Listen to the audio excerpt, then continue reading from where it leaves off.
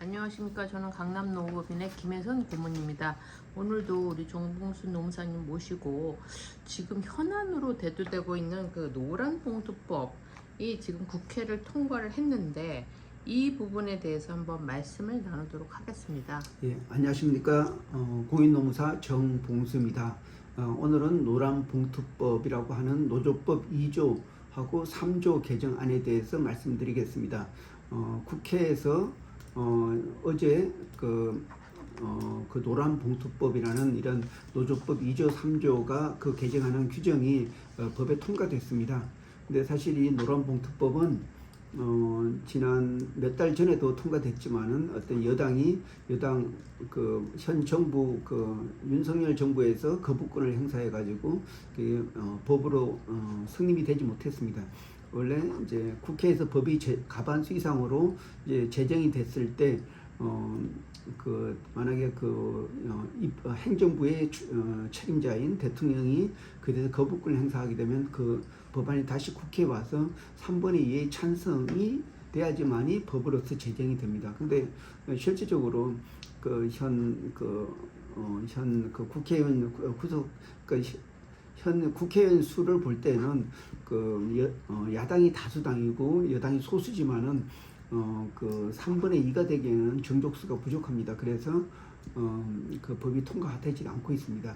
근데 그러면 오늘 이 노란봉투법이 무엇인지, 그리고 어떤 역할이 필요한지, 그리고 야당이 왜 통과를 시키려고 하는지, 그리고 여당이 왜 거부를 하고 대통령이 거부권을 행사하는지에 대해서 간단히 제 의견을 말씀드리도록 하겠습니다.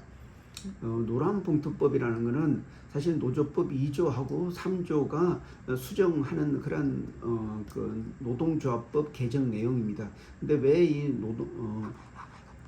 왜 노란봉투법이라 이런 명칭을 짓나 하면은 2009년 쌍용 자동차의 조합원들이 불법 행위로 인해서 손해배상 청구를 많이 당했습니다. 그때 어떤 손해배상 청구 당하는 이 근로자를 돕기 위해서 어떤 독자가 노란 봉투에다가 약 30몇만 원의 돈을 이렇게 주면서 신문사에 어떤 기부를 했는데, 그래서 이게 손해배상 청구하는 금액에 대해서 우리 사람들이 이렇게 이런 봉투법으로 서로 십시일반식으로 도와주면은 이런 문제가 해결된다, 이런 차원에서 시작된 게 바로 노란봉투라는 그런 의미가 있었습니다. 그래서 이번에 개정되는 이 법은 노조법 2조하고 3조입니다.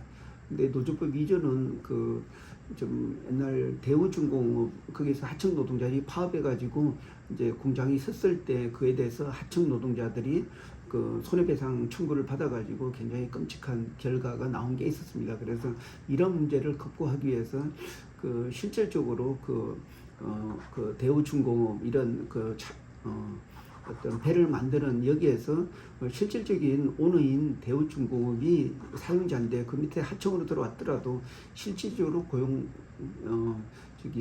조건을 결정할 수 있는 것은 대우중공업의 하청회사가 아니다, 이런 차원에서 노조법 2조의 사용자 개념을 확대했고, 그리고 또 노동조합법 3조에서 손해배상 청구 요구에도 어떤 너무 광범위한 배상이 아니고 해당 부분만 이렇게 손해배상을 이제 부담한다, 이런 손해배상 청구를 좀 제한하는 규정을 두게 됐습니다. 그래서 이 법이 왜 필요한가 하면은 실질적으로 우리나라는 고용이 이중구조로 되어 있습니다. 정규직, 비정규직. 그리고 예를 들어서 대기업 현대자동차 같은 경우도 현대자동차 정규직은 들어가자마자 거의 몇천만 원 받고, 그러니까 거의 1억에 가까운 돈을 받고 평균 임금이 1억이 훨씬 넘습니다. 근데 하청 근로자들은 거기서 똑같은 일을 하는 하청 근로자들은 연봉이 5천도 안 되고 어떤 근로 조건도 훨씬 미달하고, 그리고 또 복지나 어떤 고용 보장 이런 부분에서도 굉장히 열악합니다. 근데 이게 바로 노동의 이중 구조라고 할 수 있습니다.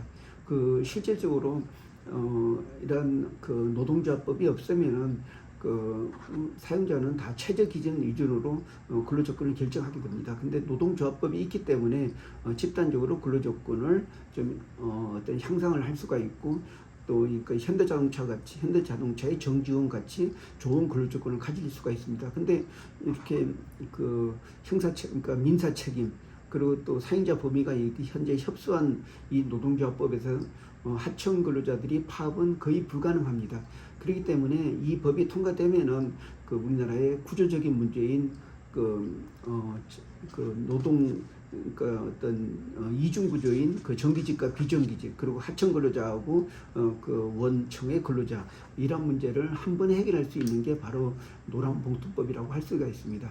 그래서 국회에서 국회의원들이 과반수 이상이 동의했다는 것은 이게 꼭 필요한 법이고 또 이게 우리나라의 어떤 고용의 이중 구조를 극복할 수 있는 법이라고 생각됩니다. 근데 여당이 반대하는 것은 그 소수의 어떤 자본가 아니면 또 대기업을 보호하기 위한 이런 수단으로 사용하고 있는데 사실 우리가 유럽에서 좀 많이 배워야 됩니다.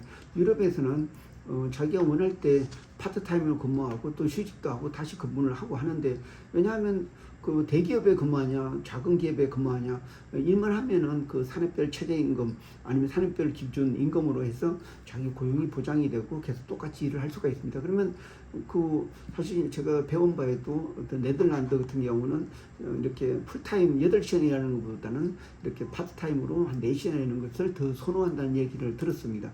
그러니까 적게 일을 하더라도 근로자한테 이제 불이익이 없고 어차피 뭐 일한 만큼 받아간다는 이러한 어떤 법적 개념이 성립돼 있습니다.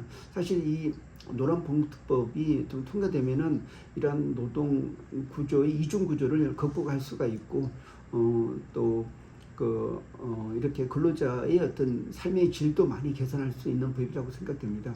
근데 지금 이렇게 윤석열 정부가 그 어떤 대통령의 어떤 권한을 이용해가지고 계속 그러니까 노란봉투법은 그 파업 조장법이다 이렇게 하는 거는 국민을 선동하는 거라고 생각됩니다. 지금 우리나라에서 이중구조 노동의 이중구조를 극복하는 거는 법을 그러니까 뭐 이제 기간제법이나 파견법을 수정해서 그 차별 금지를 하더라도 그러한 법으로서는 도저히 불가능합니다. 이렇게 노동조합법을 통해서 그렇게 어떤 그 하청 근로자들, 비정규직 근로자들한테도 파업할 수 있는 권리를 쥐어야지만이 우리나라의 이중 구조를 보장할 수 있습니다. 그리고 참고로 제가 말씀드리는 이러한 파업권은 그 헌법에 보장된 어떤 근로의 권리입니다. 그리고 지금 현재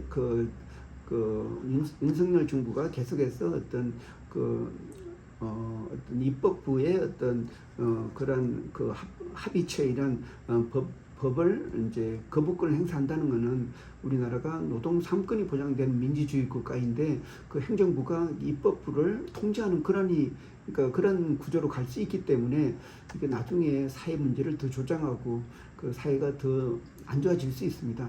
대통령 혼자만 똑똑한 게 아니고 국민의 대표자인 국회의원들이 그 발의한 법은 그 사회에서 필요하기 때문에 만들었다고 생각됩니다. 근데 이런 법을 통해서 사회의 모순점을 개선하려고 하는데 대통령이 자꾸 거부권을 행사하는 것은 소수의 어떤 자본가만 대변한다고 생각됩니다. 그래서 저는 이 노란봉투법이 개정이 돼가지고 어떤 그 비정규직 그 현대자동차에 근무하는 정규직만 귀족이 아니고 거기서 일하는 그 하청 근로자도 똑같이 근로자로서 그 인간적인 삶의 보장이 되고 행복 추구할 권리가 있다고 생각됩니다. 그런데 현 노동법의 시스템은 이런 정규직 그리고 대기업 근로자들만 보호하는 그런 시스템을 하고 있습니다. 그래서 이런 그 소수의 어떤 자본가만 이렇게 대표하고 있는 그런 그 정부에서는 그 근로자의 진짜 삶이나 진짜 같은 근로자인데도 왜 이렇게 이중구조를 방치하느냐 이런 차원에서 좀 더 이 법에 대해서 관심을 가지고 제대로 알고 접근해야 될 것 같습니다. 우리나라 국민은 다 평등합니다. 일한 만큼 보장을 받아야 되는데 한번 좀 그 실력이 그 운이 좋다든지 실력이 좋아가지고 한번 좋은 직장에 들어가면은 죽을 때까지 정년 때까지 이렇게 보장받는 이런 구조는 우리나라에서는 그 모순됐다고 생각됩니다. 항상 노력하고 발전적인 사람들은 이렇게 대기업 못 들어가게 되면 평생 그 이중구조로 밑에서 그 정규직에 대한 어떤 서포트한 역할만 하고 살아가야 되는 이런 거는 발전이 없다고 생각됩니다. 그래서 이 노란봉투법은 반드시 통과돼야 된다고 생각됩니다. 네, 말씀하신 것처럼 지금 근본적인 사실 문제가 있는 것 같은데, 예를 들어서 우리나라 산업 구조가 너무 대기업 위주로 돼 있고, 그 다음에 이제 말씀하신 것처럼 그야말로 갑과 을의 관계, 정말 그 어떤 그 주도권을 갖고 있는 정규직이나 대기업 근로자 같은 경우는 모든 것을 가져가고, 그 반면에 파타임으로 비정규적으로 일하는 사람은 항상 그 수준에서 머물러야 한다는 게 빈익비 부익부 아닙니까? 예. 반드시 이 그 법에 대해서는 좀 합리적인 선에서 통과가 돼야 될 것 같은데요. 예, 저도 지금 현 상황에 볼 때 그 국민의 대표자들인 국회의원이 그 국회의원들이 합리적 결정으로 결정한 법은 당연히 통과돼서 어떤 국민들의 어떤 의지를 반영해야 되는데, 이 대통령이 자꾸 그거를 뭐 소수의 어떤 자본과 기업들을 보호하기 위해서 자꾸 거부권을 행사하는 거는 진짜 진정한 민주주의가 아니라고 할 수가 있습니다. 그러면 자칫해서 대통령이 탄핵으로 이어지지 않은, 대통령이 그 민주주의를 오히려 해방하는 그런 역할을 하기 때문에 탄핵의 대상이 될 수도 있다고 생각됩니다. 우리나라는 그 민주주의 국가입니다. 모든 권력은 국민한테 나오고, 국민의 그 대표자인 어떤 그 국회의원들이 법을 제정하는 거지 대통령이 법을 제정하는 국가는 아닙니다. 그렇기 때문에 이 그 사회에서 어떤 비정규직의 이전 구조를 개선할 수 있는 방법은 이 노란봉투법 외에는 없습니다. 그리고 2007년도에 비정규직 보호법이 생겼지만은 이것은 그 대기업 내에서 아니면 그 내에서만 하는 아주 한계가 있습니다. 그렇기 때문에 사실 노동조합법이 헌법 33조에서 보장을 해주고 있습니다. 그 국민의 기본권입니다. 모든 국민이 알아야 되는 어떤 그 국민의 기본권이고, 모든 전국의 법학과에서 그러니까 어떤 그 법학과의 어떤 기본 필수 과목이라고 하고 있습니다. 그래서 이런 노동 상권을 행사는 국민의 기본권 행사인데, 이런 거를 대통령이 이렇게 거부를 반복적으로 하는 것은 국민의 뜻을 반하는 행위라고 생각됩니다. 네, 오늘 말씀 감사합니다. 예, 고맙습니다.